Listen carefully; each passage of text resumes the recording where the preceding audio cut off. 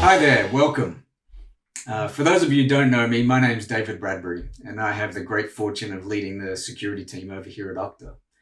And it's my privilege that I'm able to welcome you to Disclosure 2020 here today.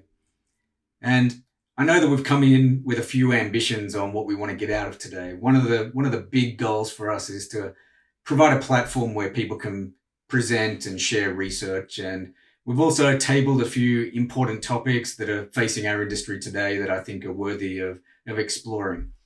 But I've been given the opportunity to kickstart the discussion today, and I wanted to take an opportunity to talk about something that I don't think gets enough coverage in the industry, which is the topic of trust.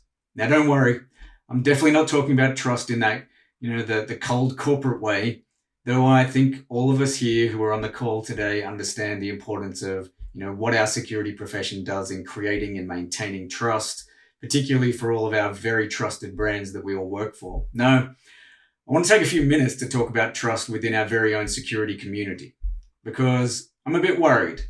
Because in today's remote first world, it's not as easy as it was historically to create trusted connections. In the absence of face to face gatherings where we could once unite in person, you could actually meet new people, embrace new ideas. And in the absence of that, everything becomes a little bit more challenging. We all need to think harder about how we're going to expand our trusted circles and ensure we're able to use our collective strengths as a performance multiplier for the whole security community. Now, you're also probably wanting to know, why is there a cat on the screen right now? Well, bear with me. I'm going to tell you all about that in just a moment. So trust is a fascinating topic, and it's something that I've read very deeply on. And I find how it actually originates to be just a fascinating story. But before I touch upon that, you really can't underestimate the importance of trust today. The concept of trust, though, as a feeling, makes it really, really hard to talk about. Who wants to talk about their feelings? Yeah, not so many of us. But if we think about trust in a bit more of a science-driven way, something that's built bit by bit in the brain through chemical reactions, it's a little easier to understand, but we still can't ignore the feeling side of it either. Looking at some of the big business leaders and how they think about trust. Jack Welch is a commonly quoted person who describes it as, you know it when you feel it. Yeah, so it's definitely a feeling. But what does that really mean for us? Actually, if you take a moment right now, think of someone who you've got a really high trust relationship with. What are the attributes of that relationship? How well do you communicate between each other? How quickly do you get things done? How much do you enjoy working together or spending time together? One of the books that I really do like that is about trust is a book that was written mid-2000s by Stephen Covey. It was called The Speed of Trust. And I particularly like it because he describes trust as being two components, not just one. And so one component is your character. It's your integrity and the way you behave. But the other element is your competence. And that's a really key one, I think, to think about in our industry. So why don't I just make up two examples? Right? So think of, say, a great researcher who produces unbelievable content on a routine basis, but their methods somewhat dubious. Or perhaps on the flip side of that, an honest security engineer who's always transparent and fair, but who regularly cuts corners and misses targets. So it's both those things. It's competence, but it's also confidence. But thinking about how you build it, how do you build trust? How quickly can you build it? It takes months, sometimes years. And so it's important that I think we start to think and talk about how we're going to be able to speed up that process. Now, if I look back at my roots when I started university, biology, molecular biology was a really big, strong focus for my bachelor's degree. And so I really like looking at how the combination of biology and behaviors can really evidence themselves in areas like this. And that's why I really like Paul Zak. Many of you may know him. He's an American neuroeconomist. But back in 2011, he delivered this seminal TED talk that examined the topic of interpersonal trust. And he famously talked through his experiments that concluded that there is actually a trust molecule, and its name is oxytocin. Now, as humans, we're constantly battling two internal forces, of which oxytocin is the chemical regulator. So one of those is to be open and trusting, but the second of those is to be hesitant and cautious, to be able to protect ourselves. So then, how do we create oxytocin? How do we create an environment where trusted relationships can exist? And it's going to make you laugh, I'm sure, but watching cat videos has actually been scientifically proven to do the trick.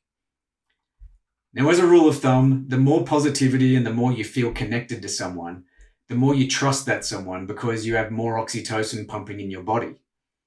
Now, in person, that's actually somewhat easy to create because you can do that through handshakes, hugs, high fives, but virtually, it's a bit more challenging to create.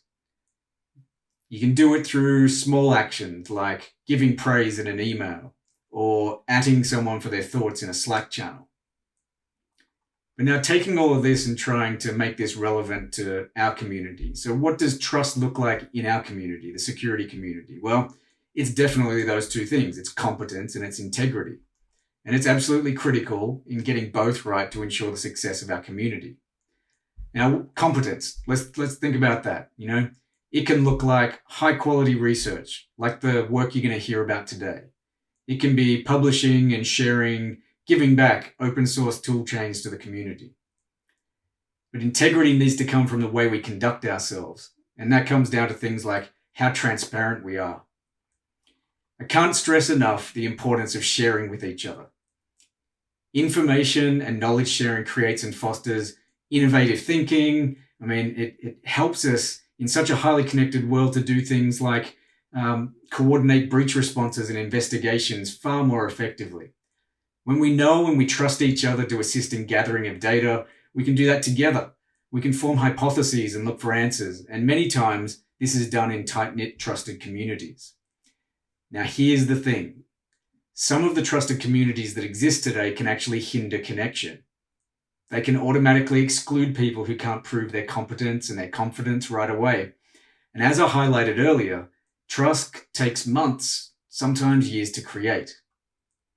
So for me today, this disclosure event and the other purely online security events scheduled last month, they're so much more important than any previous year, in trying to bring both new and old talented security professionals together.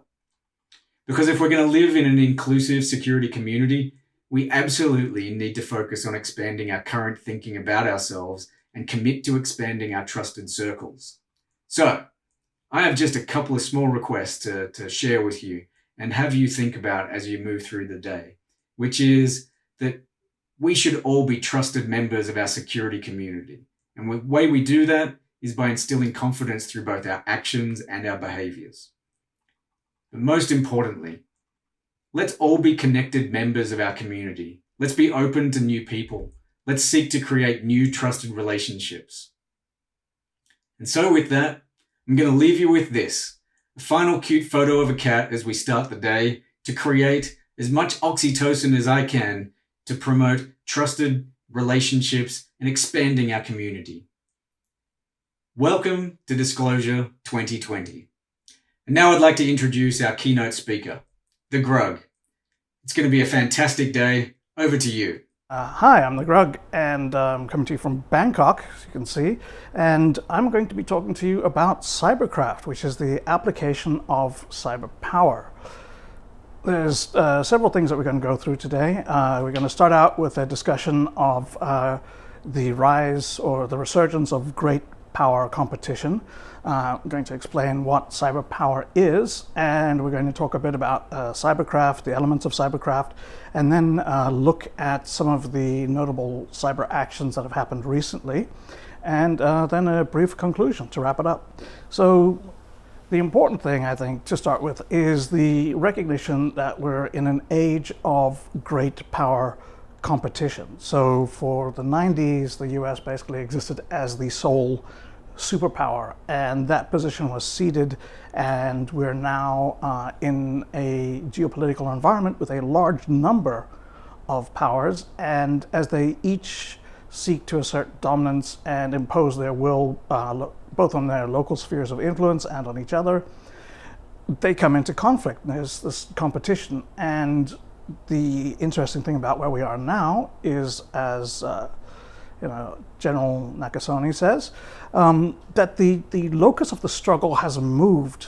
from sort of open conflicts to cyberspace, where they can operate below the level of armed conflict. And level of armed conflict is an important indicator for the US, because they've got particular ideas about conflict. And one of them is that war is a flat spectrum, where at one end you've got like thermonuclear war, and at the other end you've got hugs. And somewhere there's this sort of line. And the line is the difference between conflict, where you're in competition and fighting each other, but not actually shooting. And on the other side is you're shooting and killing people. So the useful thing about cyber is that it allows you to stay on one side without actually starting armed conflict, without going kinetic.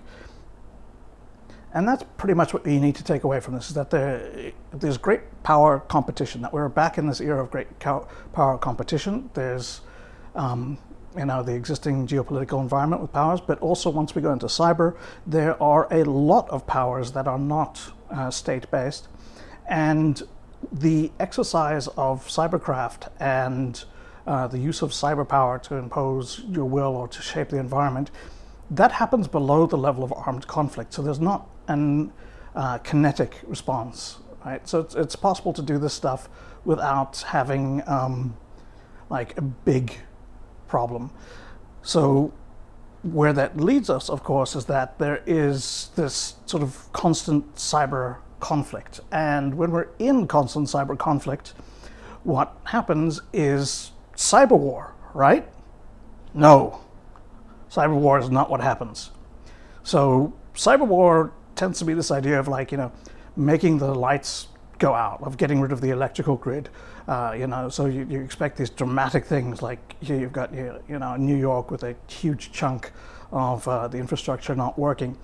And that's not actually useful as a cyber war, as a projection of cyber power, as a use of cybercraft, because once you do that, it takes you into the realm of kinetic attacks. You basically replicated a kinetic attack via cyber, and that gets rid of all of the benefits that you've now gotten from operating below the level of an armed attack. You're basically getting rid of the reason for using cyber. So a lot of the cyber war theorists, the guys who are wrong, they believe that pretty much the only thing that cyber brought to the table was that it gave you strategic surprise, that you could do an attack against the electrical grid without the US noticing that it was going to happen. And because they believed that the strategic surprise was like the ultimate weapon, they went big on it. That's why you get all the stuff about a cyber Pearl Harbor. But there's this unconscious desire to pick battles where America lost the battle but won the war. So cyber Pearl Harbor, the Japanese attacked and got us good, but we got them in the end. And the idea of evoking that again is, yes, we lose the element of strategic surprise, we get taken by surprise, but we triumph in the end. Well, that's sort of one of the reasons that I don't think cyber war is an appropriate way of thinking about this, because wars end. And what we're experiencing now is this sort of constant cyber conflict, and there's not really a reason for it to stop. There's no incentive to stop engaging. So it's not cyber war. But cyber warfare, on the other hand, is actually very useful to think about. So cyber war is a specific state of affairs, whereas cyber warfare is a way of operating. So it's like the means, the methods, the activities, and the ways of actually fighting war. That's warfare. So warfare is basically praxis. It's the actual practice of doing stuff. And cyber warfare is one of the ways of exercising cyber power. So it's part of cybercraft. And this shows up in several of the cyber actions that we look at, that there are actual cyber warfare techniques that get used, even though that's not the full spectrum of cyber power. There's a lot you can do that isn't cyber warfare. But before moving on from that, I just want to remind people that the thing about cyber warfare is that it's Calvin ball, right? Like anything goes, and the only requirement is that you don't play it the same way twice. And that's what we're going to see, is that once people have figured out how to do something, they'll change it up to maintain a level of surprise and the initiative. And so every time I see like one of the belligerents in a conflict sort of fighting the last war, it's very amusing, because of all the wars not to fight the last war, cyber is one of them. So anyway, like that's cyber warfare. More importantly is cyber power. The concept of cyber power. It allows us to think about things that used to be purely the purview, the domain of states. So cyber power is similar to state power, but you don't need to be a state to have it. Right? So it's not the exclusive dominion, the domain of states. So we'll see actually that there's a lot of states, there's a lot of non-states which have more power, more cyber power than states do. One of them, for example, that I would bring up is the K-pop band BTS. They have a fandom which is made up of like 40 to 50 million people who are devoted, and a lot of them are tech savvy, a lot of them are online, and a lot of them will participate in actions when they're directed to. And so what you end up with is basically people with this level of devotion, right? Where you've got thousands and thousands of people who spent $50 on a light bulb that will glow in the same color as their neighbor's light bulb, and it can be controlled by the management of the band, right? These people are going to be operating in cyberspace. They already are. And I think that's awesome, but it also means like cyber power now belongs to a K-pop band. So we've sort of brought up a bunch of things here, like, and while I mentioned cyber war, I want you to forget it. Cyber war is not a thing. We're not going to bother about it. What's more interesting for us is understanding cybercraft, the application and use of cyber power, and the ways that cyber warfare gets used as a element, as a component of cybercraft. So cybercraft is the means and method of exercising cyber power, right? When you have cyber power and you use it, that's cybercraft. The much simpler way of saying that is cybercraft is applied cyber power. So what is cyber power? This is an important thing to understand, in that cyber power is the ability to use, like to operate in cyberspace and to use cyberspace to create advantages and to influence events outside of cyberspace. And that's the key message here, right? So cyber power means that you do things in cyber and it impacts outside of cyber. And it can do this across all of the instruments of power, which, typically that gets abbreviated as DIME: diplomacy, information, military, and economic. So these are the ways that states can basically use their power. These are the levers available to them. Cyber power can be used to create advantage or to influence in these domains, in these areas as well. And that's useful for us to know, because now when we think about it, we can realize that our thinking has to be sophisticated enough to include all 4 layers of war as we understand them. Sort of this political layer, where basically the broad decisions get made. The strategic layer, where we have specific objectives and we attempt to achieve those objectives. the operational layer, where we have a series of tasks and means that will get us to achieving those objectives, and then the tactical layer, where we're actually doing stuff to get there. And the thing about cybercraft is it works really, really well as a strategic layer. If you're thinking about it and you think about it strategically, that's really where cybercraft shines. But, you know, so there's those different ways of thinking about it, those different layers.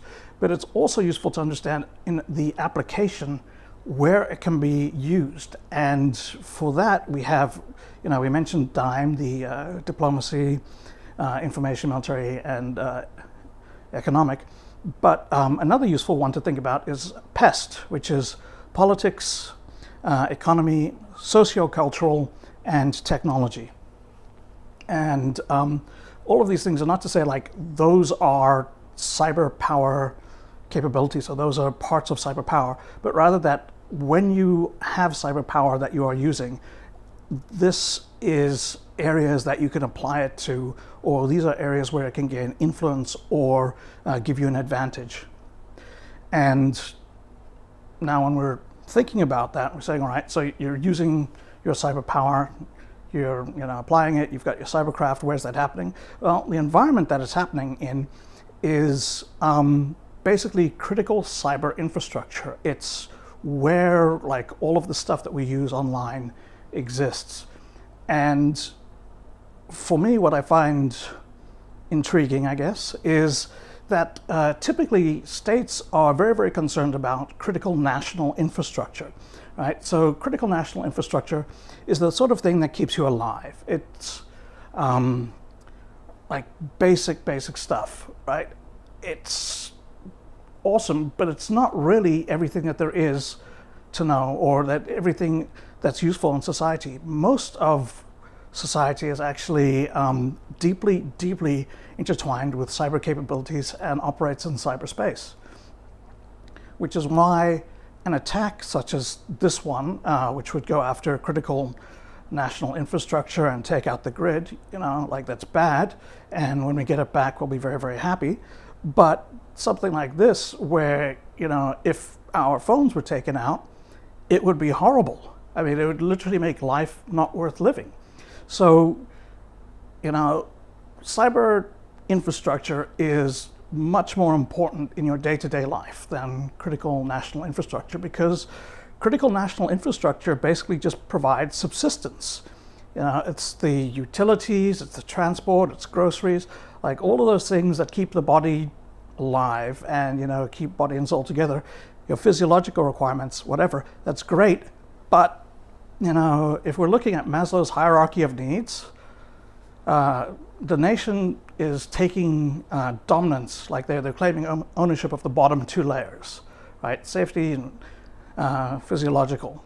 And most of what we do is actually much higher up. Like all of the social things that we're used to happen at much higher layers of the stack. And when that occurs, that's cyber enabled.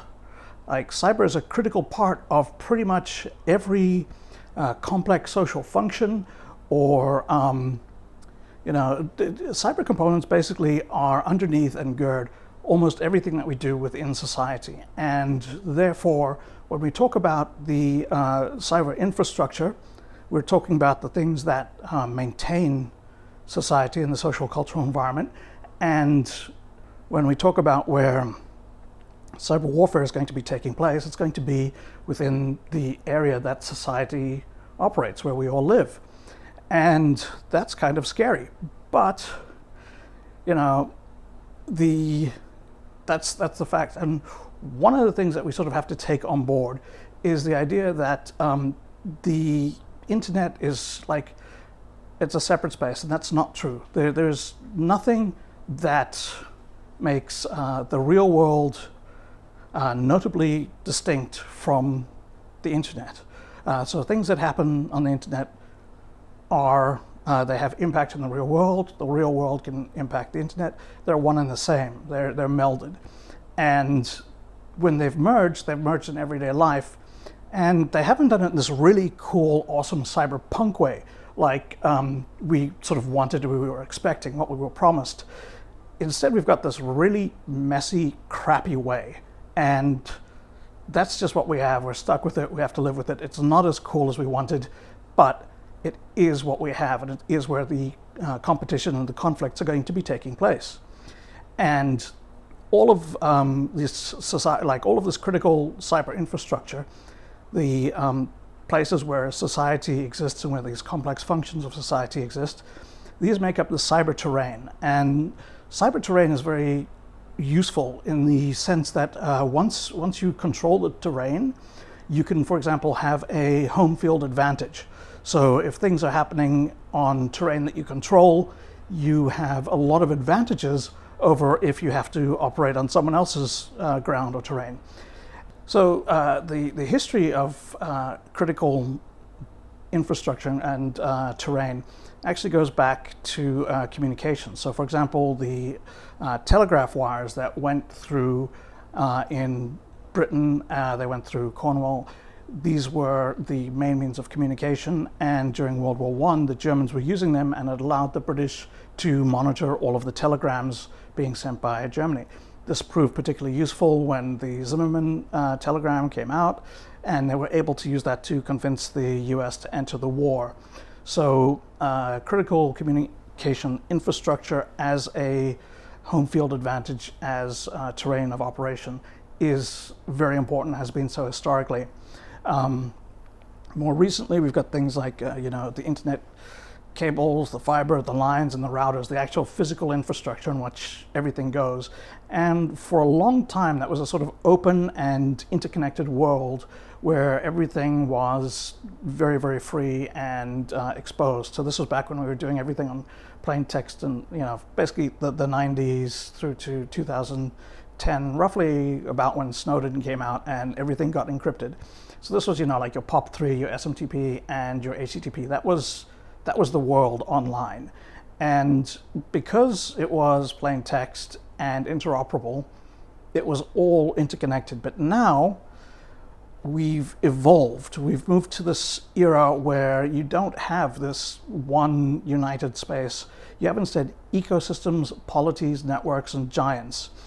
And the ecosystems, I won't talk about all of them, but for example, let's discuss 5G.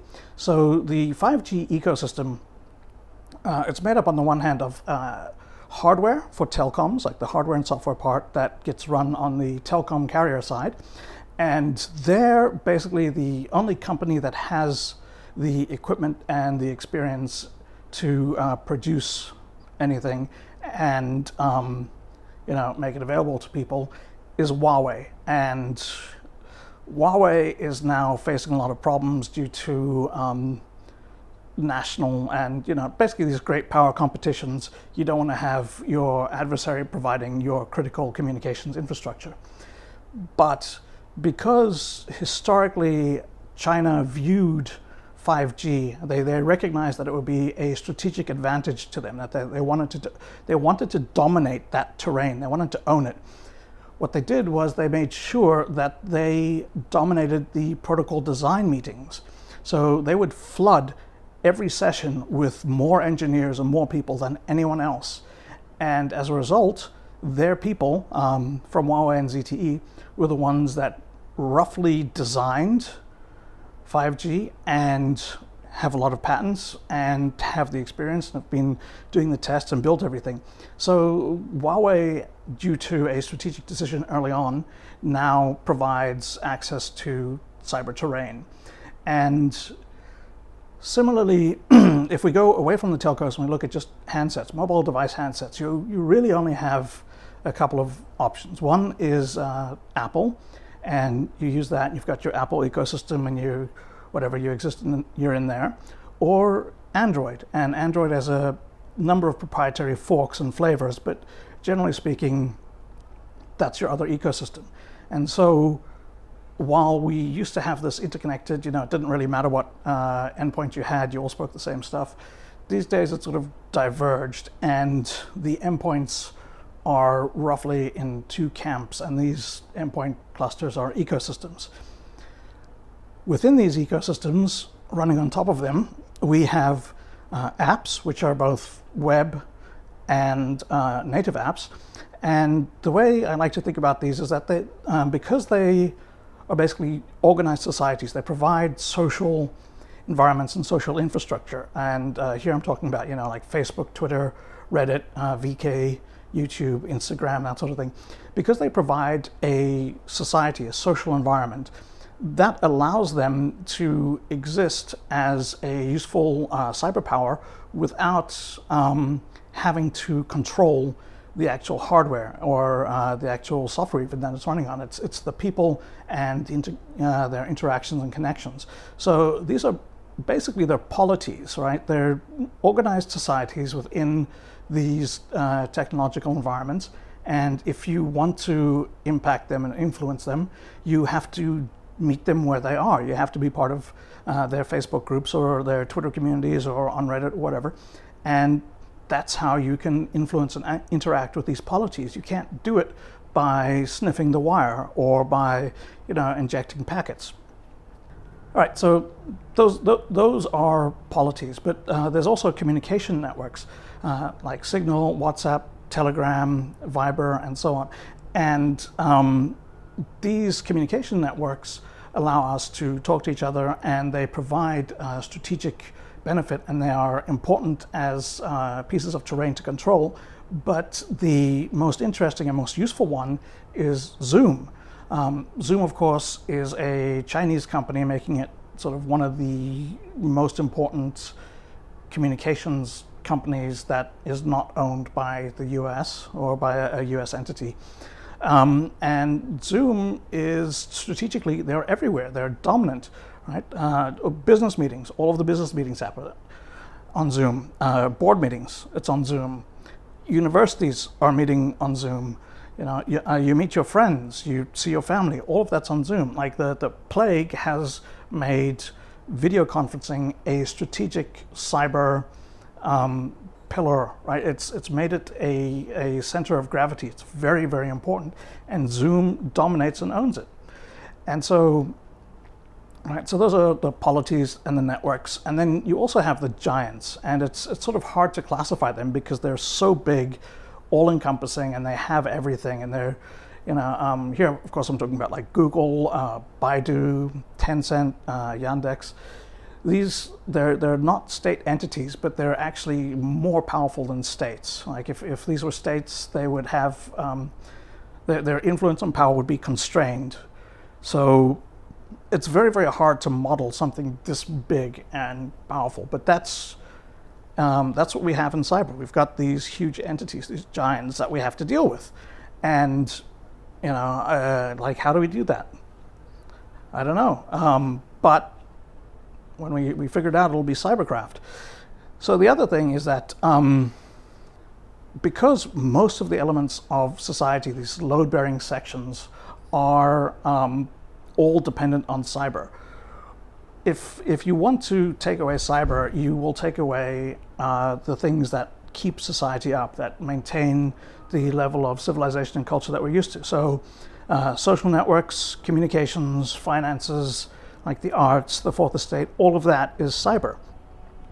If you get rid of it, you end up going from where we used to be with this nationally controlled international communications infrastructure, where basically there was like a few TV stations, a few radios, one telephone station, one telephone company. All of that was basically controlled, owned, or heavily monitored by the government, and it gave them a lot of power. But that's gone, because now we've moved into an era of private polities, private networks, cosmic giants. We have moved outside of the state's security forces surveillance cone. They are no longer dominant in terms of controlling everything that people have to use in order to communicate. They're much worse off, actually, because there are so many different options. People can exist in polities or on networks that are outside or not even known to security forces. And that's the cyber terrain that we have, that we're all using. And it's this, It's more important in your day-to-day life than a lot of the national infrastructure. And this is where you're going to find, like your virtual polities, your messaging networks, these cosmic giants. These are the areas where cyber power sort of accrues and grows, and when you start using it, it tends to leverage these sorts of facilities, these parts of society that exist in a cyber terrain that is, it's very new, and it's not controlled by states. And what are the parts of cybercraft? Some elements that show up. Well, we're all familiar with sophisticated attacks being done by APTs, but really, there's the entire spectrum of cyber warfare. So the means, the methods, the capabilities, the techniques, it's the stuff that we see in the news. And more interestingly, it's the stuff that doesn't even make the news because it's no longer novel or interesting. So, for example, when there was the huge cyber war between Saudi Arabia and the UAE versus Qatar and their silent partner Iran, when that was going on, it started out with sort of defacements and some messaging attacks and all this, and it rapidly moved into hack and leak campaigns. And after not very long, the various media companies, the journalists like at the New York Times or the Washington Post, would start deleting all of these mail spools that got sent to them because they didn't really care what the ambassador to Bahrain that was appointed by Sheikh so-and-so was doing on the site. They didn't want to publish that. It wasn't interesting, it wasn't novel, and it wasn't news. So cyber warfare stuff can happen without even making the news. And it's not making the news not because it isn't big enough, but it's not making the news because it's so common and boring. And then, once you start talking about cyber warfare and the capabilities that you have from cyber, you're looking at access to the access to the cognitive domain. So you can control how people think, you can shape their understandings of things. You've got access to the informational sphere, so you can, you can put out and control what people have access to. There's the sort of physical access like Stuxnet and digital access. So, for example, altering people's bank accounts, whatever. Cyber gives you a huge range of capabilities, and all of them are accessible, comprehensible, and can be planned from the layers of war. Politics, strategy, operations, and tactics. So, all of these things exist thanks to cyber war, and cyber war can accomplish a lot. And the types of effects are the typical ones are all of your Ds. You've got your deny, destroy, degrade, disrupt, deceive, discombobulate, etc. And what you end up with, for example, is the sort of very, very exciting thing where the lights go off and Manhattan goes dark, and this is some very, very scary, important cyber attack. But that sort of actual event is useless in and of itself. In order to wield cyber warfare capabilities effectively, you have to understand how societies work when they're in conflicts. So if you have an understanding about society and war, then you can start to plan how you will influence on what you need to do in order to win or to defeat the opposition. And the best way of thinking about this is the Clausewitz Trinity. So the Clausewitz Trinity came from this one sentence that, it's basically, he was talking about the state of war, the nature of war. And it's, you basically have this primordial violence, hatred, and enmity, and it's the blind natural force. And in that, there's this sort of the play of chance and probability. And then all of that, your enmity and your chance are subordinate to reason. And these are supposed to be the three things. And they sort of make sense. And that's a quote from Prussian von Clausewitz from his famous book, Quite a Lot of Writing on War for Someone Who Never Went, or On War for short.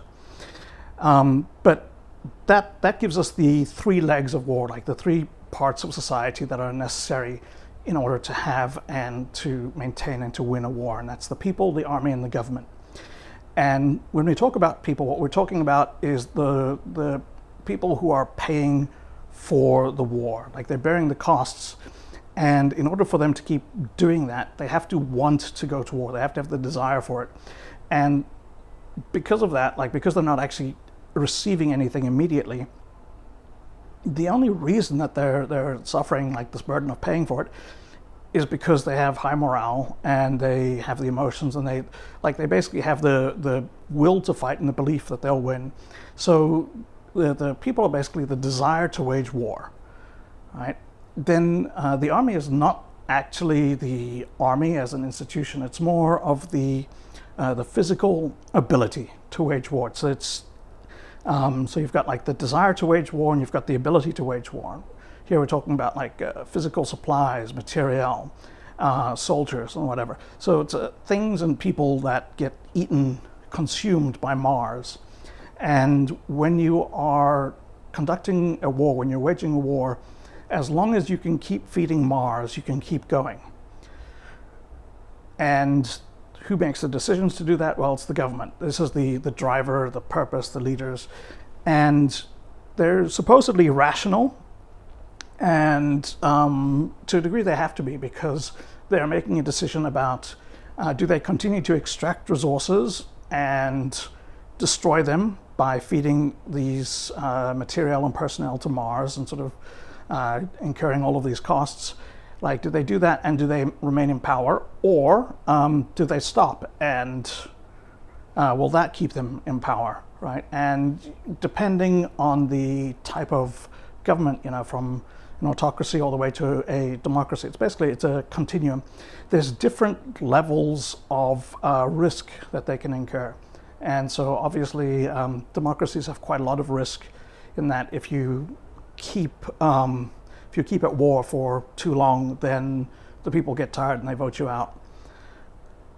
So, all right, those are the sort of three pillars, the three legs. It's the people, the army, and the government.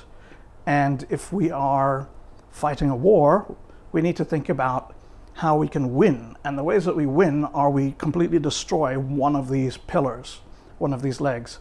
So you've got Materialschlacht, which is the attrition of material, the battle of material. Basically, it means you destroy the means to fight. You get rid of the ability to fight.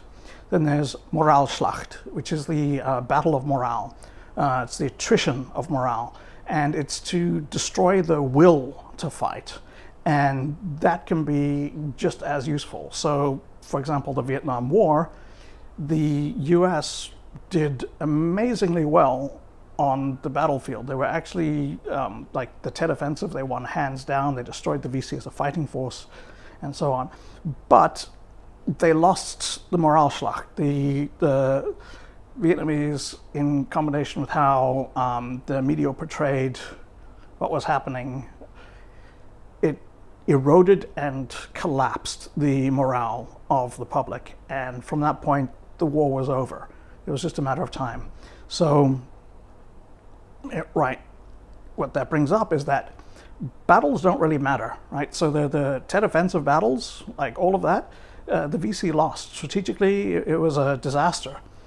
But in terms of the overall war, the actual conflict, that is one of the reasons that they won, is in doing that. So when we're thinking about conflicts, wars are what matter, not battles. And battles are they're almost never decisive enough to completely to do complete attrition. You do not complete your Moralschlacht or your Materialschlacht with one battle.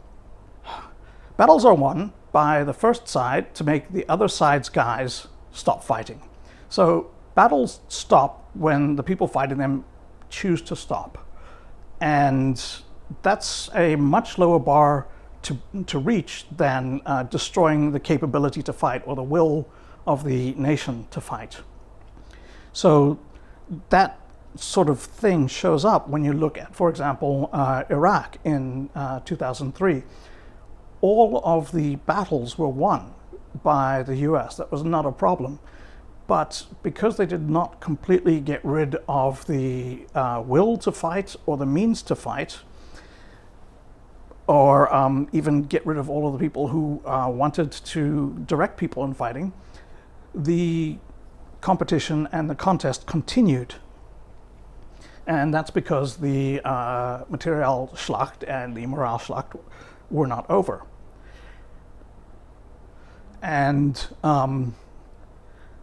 what we sort of have to remember out of that is that even though wars are like a endurance event, they're for the duration, the people that fight wars, like the officers and whatever, for them battle is very, very attractive because they get promotions and they get advancements and recognitions through battle, not through wars. So battle is very alluring, but that's a false allure. It's not really how you win. So for us, that's great, because when we're talking about cybercraft, cybercraft is very well suited to Moralschlacht. It's not great at Materialschlacht, but Moralschlacht, in terms of getting the will to fight, like destroying that on the opposition, cybercraft is one way of doing it. And sort of like the only caveats that you have to keep in mind is obviously the other side needs to be sufficiently advanced, and it helps if they've got social vulnerabilities that you can exploit. So let's talk about some big cyber actions that happened recently, how cybercraft was used as an expression or a means of exercising cyber power to cause an impact on the real world. Let's look at 2016. What are some notable cyber actions from 2016? Well, there was RIRA, the Russian IRA. They had these huge trolling campaigns. They had some of the most influential online personas. They had tens of thousands of accounts. They made political discourse completely toxic. And they built massive online communities and radicalized some of them.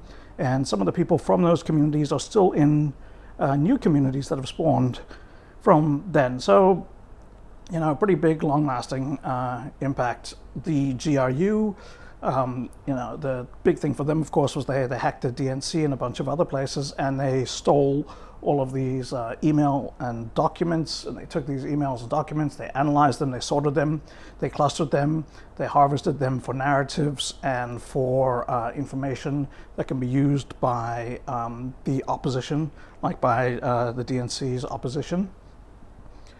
They suffered a setback, of course, when they were exposed, and their response to that was that in less than 24 hours, they had stood up a new persona, this Guccifer2, and they used that to then start disseminating information to political operatives who asked for it.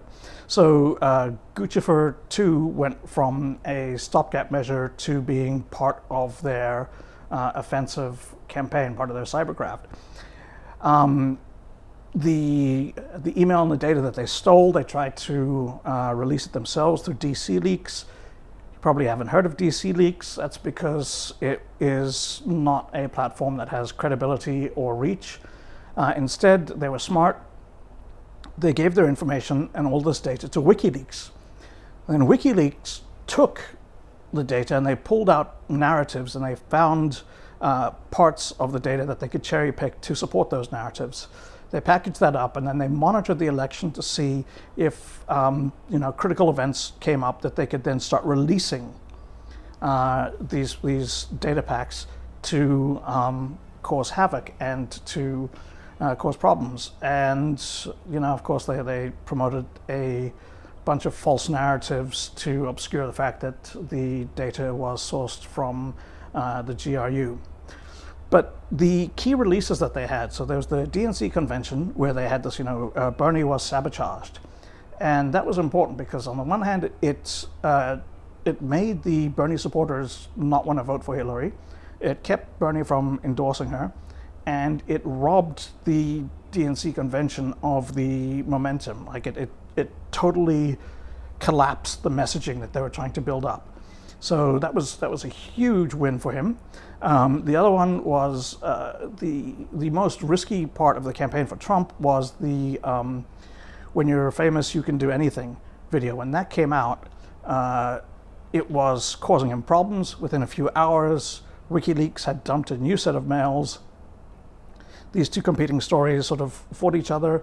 It neutralized a lot of the Trump video. And then in October, there was the Podesta emails where he sort of just fed these out over time. And that, again, it dominated all of the news cycles. And it sucked the oxygen out of the room, and it interfered with the messaging that was trying to be created by the DNC. And so these were major successes for WikiLeaks. But that's not all, right? So there was the shadow brokers, and the shadow brokers, they released all of these stolen NSA exploits, tools, code, data from actual cyber operations. And this was huge, right? Like the stuff they leaked had impacts that sort of like reverberated through 2017, 2018, and the largest cyber incidents ever are the direct result of code that was leaked by shadow brokers. And that's very, very impressive that they could have one operation in 2016 and cause problems for the next couple of years. But not only did they release this data, they stayed public. And they stayed operational through August of 2017. And the entire time when this was going on, they were never caught, they were never attributed, and to this day, we still don't even know how they got the data from the NSA high side. Was it via hacking? Was it an insider? Like, what was going on? And so, the shadow brokers, absolutely massive in terms of cyber actions that have real-world impact. But, we shouldn't leave out the US. So US Cybercom also had their largest operation ever. They had to coordinate and deconflict with the FBI, DHS, the CIA, the NSA. They ran this massive operation against ISIS to contest ISIS in the information space. They learned a lot. They had these great after-action assessments. And you might be wondering, well, what was this operation? Operation Glowing Symphony was when they deleted all of the ISIS Twitter accounts. That's it. So as far as US Cybercom is concerned, they successfully contested ISIL in the information space.